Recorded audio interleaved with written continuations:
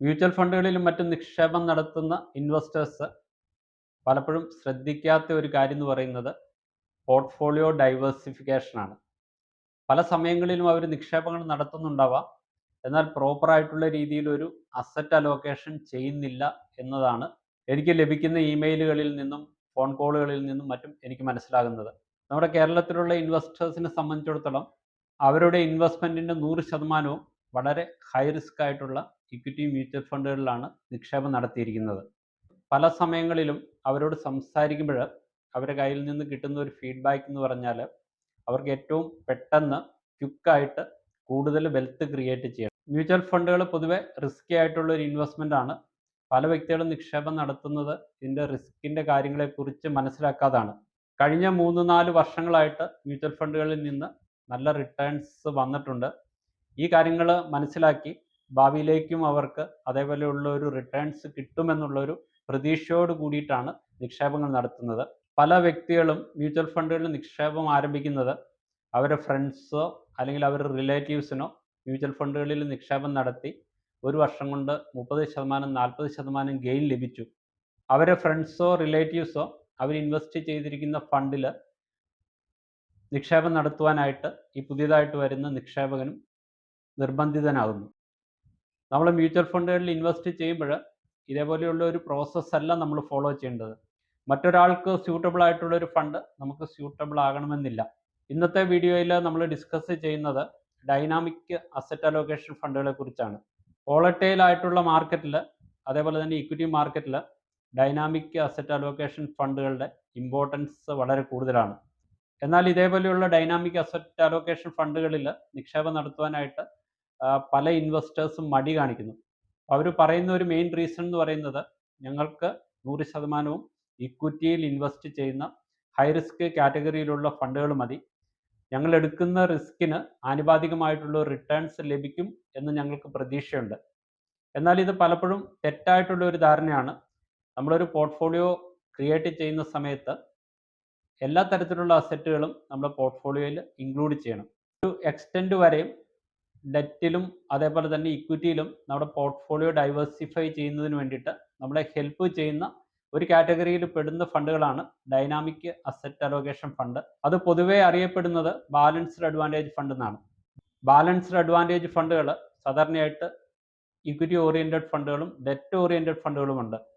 65% കൂടുതൽ ഇക്വിറ്റിയിൽ നിക്ഷേപം നടത്തുന്ന ഫണ്ടുകൾ ഇക്വിറ്റി ഓറിയൻറ്റഡ് ഫണ്ടുകളും 65% താഴെ ഇക്വിറ്റിയിൽ അല്ലെങ്കിൽ 65% മേളിൽ ഡെറ്റ് സെക്യൂരിറ്റികളിൽ നിക്ഷേപം നടത്തുന്ന ഫണ്ടുകളെ ഓറിയൻറ്റഡ് ആയിട്ടുള്ള ബാലൻസ്ഡ് അഡ്വാൻറ്റേജ് ഫണ്ടെന്നോ അല്ലെങ്കിൽ മ്യൂച്വൽ ഫണ്ട് സ്കീമെന്നോ നമുക്ക് വിളിക്കാം. നിങ്ങളുടെ റിസ്ക് ആപ്പിറ്റേറ്റ് മോഡറേറ്റ് ആണെങ്കിൽ തീർച്ചയായിട്ടും നിങ്ങൾക്ക് സെലക്ട് ചെയ്യാൻ പറ്റുന്ന ഒരു ഫണ്ട് കാറ്റഗറിയാണ് ഡൈനാമിക് അസറ്റ് അലോക്കേഷൻ ഫണ്ടുകൾ അല്ലെങ്കിൽ ബാലൻസ്ഡ് അഡ്വാൻറ്റേജ് ഫണ്ടുകൾ. ഇന്ന് ഇന്ത്യയിൽ നല്ല പെർഫോമൻസ് നൽകുന്ന ഒട്ടനവധി ബാലൻസ്ഡ് അഡ്വാൻറ്റേജ് ഫണ്ടുകളുണ്ട്. ഞാൻ ഈ വീഡിയോ പ്രിപ്പയർ ചെയ്യുന്നതിന് മുന്നേ സെലക്റ്റഡ് ആയിട്ടുള്ള ചില ബാലൻസ്ഡ് അഡ്വാൻറ്റേജ് ഫണ്ടുകളുടെ പോർട്ട്ഫോളിയോകൾ പരിശോധിക്കുമ്പോൾ മിക്കവാറും ഇക്വിറ്റി ഓറിയൻറ്റഡ് ആയിട്ടുള്ള ഫണ്ടുകളിൽ 65% ഇക്വിറ്റിയിലാണ്. അതിൽ തന്നെ ഏകദേശം 50%-ഓളം ലാർജ് ക്യാപ്പ് കാറ്റഗറിയിൽ പെടുന്ന കമ്പനികളിലും ബാക്കി വരുന്നത് സ്മോൾ ക്യാപ്പ് മിഡ് ക്യാപ്പ് കമ്പനികളിലുമാണ് അവർ നിക്ഷേപം നടത്തിയിരിക്കുന്നത്. സ്ട്രിക്റ്റ് ആയിട്ട് 35%-ഓളം ഡെറ്റിൽ അലോക്കേഷൻ വന്നിട്ടുണ്ട്. ഇതേപോലെയുള്ള ഫണ്ടുകളുടെ ഒരു പ്രത്യേകത, മാർക്കറ്റ് സഡൻ ആയിട്ട് കുറയുന്ന ഒരു സാഹചര്യത്തിൽ ഒരു എക്സ്റ്റെൻഡ് വരെയും നിങ്ങളുടെ പോർട്ട്ഫോളിയോനെ പ്രൊട്ടക്റ്റ് ചെയ്യുന്നതിന് വേണ്ടിയിട്ട് ഡെറ്റ് പോർഷൻ നിങ്ങളെ സഹായിക്കും. അപ്പോൾ നിങ്ങൾ പോർട്ട്ഫോളിയോ ക്രിയേറ്റ് ചെയ്യുന്ന സമയത്ത് നിശ്ചയമായിട്ടും ഇൻക്ലൂഡ് ചെയ്യേണ്ട ഒരു കാറ്റഗറി ഓഫ് ഫണ്ടാണ് ഡൈനാമിക് അസറ്റ് അലോക്കേഷൻ ഫണ്ടുകൾ അല്ലെങ്കിൽ ബാലൻസ്ഡ് അഡ്വാൻറ്റേജ് ഫണ്ടുകൾ. ഈ കാറ്റഗറിയിൽ നല്ല പെർഫോമൻസ് തരുന്ന ഒട്ടനവധി ബാലൻസ്ഡ് അഡ്വാൻറ്റേജ് ഫണ്ടുകൾ ഇന്ന് നമ്മുടെ ഇന്ത്യയിൽ ഓപ്പറേറ്റ് ചെയ്യുന്നുണ്ട്. എനിക്ക് ഏറ്റവും പ്രിഫേർഡ് ആയിട്ടുള്ള ഒരു ഫണ്ട് എന്ന് പറയുന്നത് HDFC ബാലൻസ്ഡ് അഡ്വാൻറ്റേജ് ഫണ്ടാണ്. ഞാനിത് കുറേ വർഷങ്ങളായിട്ട് ഈ ഫണ്ടിൽ ഇൻവെസ്റ്റ് ചെയ്യുന്ന ഒരു വ്യക്തിയാണ്.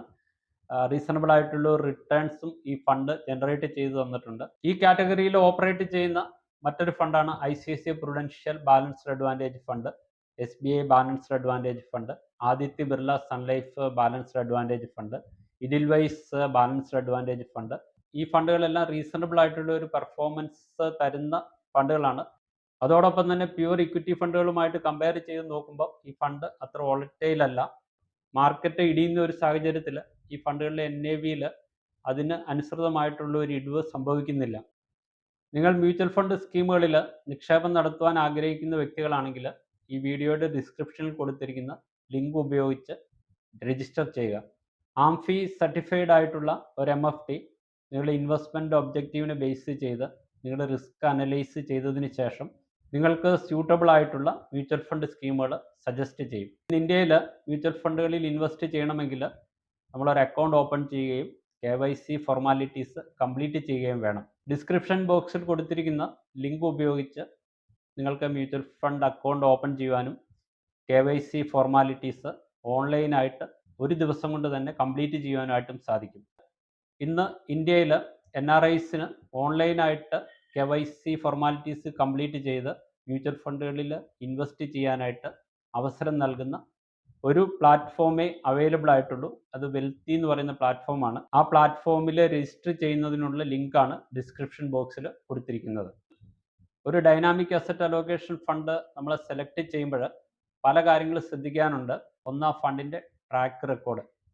അറ്റ്ലീസ്റ്റ് കഴിഞ്ഞ 3 മുതൽ 5 വർഷം വരെയും ഈ ഫണ്ടിൽ കൺസിസ്റ്റൻ്റ് ആയിട്ടുള്ള നല്ലൊരു പെർഫോമൻസ് ഉണ്ടോ എന്ന് നമ്മൾ ചെക്ക് ചെയ്യുക.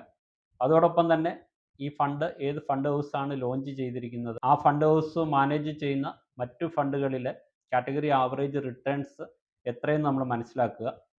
അതോടൊപ്പം തന്നെ ഈ ഫണ്ടിൻ്റെ ഇൻവെസ്റ്റ്മെൻറ്റ് ഒബ്ജക്റ്റീവ് നിങ്ങളുടെ റിസ്ക് ആപ്പിറ്റേറ്റിനും നിങ്ങൾ എക്സ്പെക്റ്റ് ചെയ്യുന്ന റിട്ടേൺസിനും മാച്ച് ചെയ്യുന്നുണ്ടോ എന്ന് ചെക്ക് ചെയ്യാം. ഫണ്ടിൻ്റെ റിസ്ക് അഡ്ജസ്റ്റഡ് റേഷ്യോസ്, അതോടൊപ്പം തന്നെ ഫണ്ടിൻ്റെ മറ്റ് പെർഫോമൻസ് റിലേറ്റഡ് ആയിട്ടുള്ള റേഷ്യോസ്, ഇതെല്ലാം ചെക്ക് ചെയ്യുക. ഈ ഫണ്ട് എത്ര AUM മാനേജ് ചെയ്യുന്നു എന്നുള്ള കാര്യങ്ങൾ ചെക്ക് ചെയ്യുക. ചെറിയ AUM ഒക്കെ മാനേജ് ചെയ്യുന്ന ഫണ്ടുകളാണെങ്കിൽ അതിൽ നമ്മൾ ഇൻവെസ്റ്റ് ചെയ്യാതിരിക്കുകയാണ് നല്ലത്. പല സമയങ്ങളിലും ചെറിയ AUM ഒക്കെ മാനേജ് ചെയ്യുന്ന ഫണ്ടുകളൊക്കെ നല്ല പെർഫോമൻസ് തരുന്നുണ്ടെങ്കിൽ തന്നെയും ലോങ് ടേമിൽ ഈ ഒരു കാരണം കൊണ്ട് ചിലപ്പോൾ അതിൻ്റെ പെർഫോമൻസിനെ അഫക്റ്റ് ചെയ്യാനായിട്ടുള്ള ചാൻസ് ഉണ്ട്. അതിനാലാണ് നമ്മൾ എപ്പോഴും പറയുന്നത്, ഒരു ഫണ്ടിൽ നമ്മൾ ഇൻവെസ്റ്റ് ചെയ്യുന്നതിന് മുന്നേ മിനിമം ഒരു 5 വർഷത്തെയെങ്കിലും അതിൻ്റെ പെർഫോമൻസ് ഹിസ്റ്ററി നമ്മൾ പരിശോധിക്കണം എന്നുള്ളത്. അതോടൊപ്പം തന്നെ ഡൈനാമിക് അസറ്റ് അലോക്കേഷൻ ഫണ്ടുകളിൽ നിങ്ങൾ ഇൻവെസ്റ്റ് ചെയ്യുമ്പോൾ ശ്രദ്ധിക്കേണ്ട ഒരു കാര്യം ഇതിൻ്റെ ടാക്സ് റിലേറ്റഡ് കാര്യങ്ങളാണ്. ഇക്വിറ്റി ഓറിയൻറ്റഡ് ആയിട്ടുള്ള ബാലൻസ്ഡ് അഡ്വാൻറ്റേജ് ഫണ്ടുകളിൽ, അതായത് 65% കൂടുതൽ ഇക്വിറ്റിയിൽ നിക്ഷേപം നടത്തുന്ന ബാലൻസ് അഡ്വാൻറ്റേജ് ഫണ്ടുകളിൽ നിക്ഷേപം നടത്തിയാലാണ് ടാക്സിൻ്റെ ഫുൾ ബെനിഫിറ്റ്സ് നമുക്ക് ലഭിക്കുകയുള്ളൂ. അതായത് ഒരു വർഷത്തിന് ശേഷം നിങ്ങൾ മ്യൂച്വൽ ഫണ്ട് യൂണിറ്റുകൾ വിറ്റ് കഴിഞ്ഞാൽ വെറും 12% മാത്രം ലോങ് ടൈം ക്യാപിറ്റൽ ഗെയിൻ കൊടുത്താൽ മതിയാകും. ഒരു വർഷത്തിന് മുന്നേ ആണ് നിങ്ങൾ വിൽക്കുന്നതെങ്കിൽ 20% short time capital gain applicable ആണ്. എന്നാൽ ഡെറ്റ് ഓറിയൻറ്റഡ് ആയിട്ടുള്ള ബാലൻസ്ഡ് അഡ്വാൻറ്റേജ് ഫണ്ടുകളോ അല്ലെങ്കിൽ ഡൈനാമിക് അസറ്റ് അലോക്കേഷൻ ഫണ്ടുകളാണെങ്കിൽ അതേപോലെയുള്ള ഫണ്ടുകളുടെ ടാക്സ് ട്രീറ്റ്മെൻറ്റ് ഡിഫറൻ്റ് ആണ്. നിങ്ങൾ കൂടുതൽ ടാക്സ് കൊടുക്കേണ്ടതായിട്ട് വരും. ഇപ്പോൾ നിങ്ങൾക്ക് മനസ്സിലായിട്ടുണ്ടാവുക നമ്മുടെ പോർട്ട്ഫോളിയോയിൽ ഡൈനാമിക് അസറ്റ് അലോക്കേഷൻ ഫണ്ട് അല്ലെങ്കിൽ ബാലൻസ്ഡ് അഡ്വാൻറ്റേജ് ഫണ്ടുകളുടെ ഇമ്പോർട്ടൻസ്. പോർട്ട്ഫോളിയോ ഉണ്ടാക്കുന്ന സമയത്ത് തീർച്ചയായിട്ടും ഇതേപോലെയുള്ള ഒരു ബാലൻസ്ഡ് അഡ്വാൻറ്റേജ് ഫണ്ടിനെ കുറിച്ചുകൂടി ചിന്തിക്കുക. നിങ്ങളുടെ റിസ്ക് പ്രൊഫൈലിനും അതേപോലെ റിട്ടേൺ എക്സ്പെക്റ്റേഷനും മാച്ച് ചെയ്യുന്ന രീതിയിലുള്ള ഒരു ഡൈനാമിക് അസറ്റ് അലോക്കേഷൻ ഫണ്ടും കൂടി നിങ്ങളുടെ പോർട്ട്ഫോളിയോയിൽ ഇൻക്ലൂഡ് ചെയ്യാനായിട്ട് മറക്കാതിരിക്കുക. ഞാൻ ഈ വീഡിയോയിൽ പല ഫണ്ടുകളുടെയും പേര് മെൻഷൻ ചെയ്തു. അത് ജസ്റ്റ് എഡ്യൂക്കേഷൻ പർപ്പസിന് വേണ്ടിയിട്ട് മാത്രമാണ്. അത് ആ ഫണ്ടുകളിൽ നിക്ഷേപം നടത്തുന്നതിനുള്ള ഒരു ഇൻവെസ്റ്റ്മെൻറ്റ് അഡ്വൈസ് ആയിട്ട് കൺസിഡർ ചെയ്യരുത്. മ്യൂച്വൽ ഫണ്ടുകളിൽ നിക്ഷേപം നടത്തുന്നത് വളരെ റിസ്കി ആയിട്ടുള്ള ഒരു കാര്യമാണ്.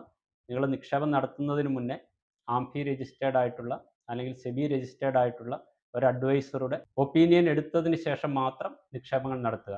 വളരെ ഉപകാരപ്രദമായിട്ടുള്ള 1200-ൽ കൂടുതൽ വീഡിയോകൾ ഈ ചാനലിൽ പോസ്റ്റ് ചെയ്തിട്ടുണ്ട്. ഈ ചാനലിൽ പോസ്റ്റ് ചെയ്യുന്ന വീഡിയോകൾ യഥാസമയം നിങ്ങളിൽ എത്തണമെങ്കിൽ ഈ ചാനൽ സബ്സ്ക്രൈബ് ചെയ്യുകയും ഈ വീഡിയോ ലൈക്ക് ചെയ്യുകയും ചെയ്യുക.